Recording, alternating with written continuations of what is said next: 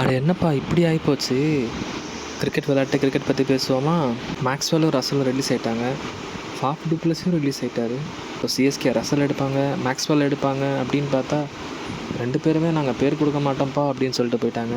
சரி, ஃபாஃப் டுப்ளஸி திரும்ப வருவார்னு பார்த்தா, சாரி நானும் இந்த வாட்டி பேர் கொடுக்கல அப்படின்ட்டாரு. ஸோ இப்போது சிஎஸ்கேக்கு அந்த பிஞ்ச் ஹிட்டிங் ஸ்லாட் யார் ஃபில் பண்ணுவா, அண்ட் இதனால் யார் யாரெல்லாம் எந்தெந்த பிளேயர்ஸ்லாம் வந்து ரொம்ப விலைக்கு போவாங்க அப்படின்னு பொறுத்து வந்து பார்ப்போம். ஸோ இப்போ இவங்க 3 பேரும் இல்லாததுனால ஸோ மற்ற பிளேயர்ஸ் வந்து நிறைய வேல்யூக்கு போகிற அதிக வாய்ப்புகள் இருக்குது. ஸோ உங்கள் ஒப்பீனியனில் யார் யார் மோஸ்ட் எக்ஸ்பென்சிவ் பிளேயர்ஸ் ஆவாங்கன்னு சொல்லிட்டு கமெண்ட்டில் சொல்லுங்கள். சிஎஸ்கேக்கு அந்த பிஞ்ச் ஹிட்டிங் ஸ்லாட் யார் ஃபில் பண்ணுவானோ கமெண்ட்டில் சொல்லுங்கள். என்னோடய ஒப்பீனியனில் அந்த most valuable player and batting side பார்த்தீங்கன்னா Green and Miller, Livingston, so இவங்களாம் இருக்காங்க. ஸோ பொறுத்து வந்து பார்ப்போம். இந்த மாதிரி இன்ட்ரெஸ்டிங் விஷயத்தை தெரிஞ்சுக்க ஃபாலோ பண்ணுங்கள்.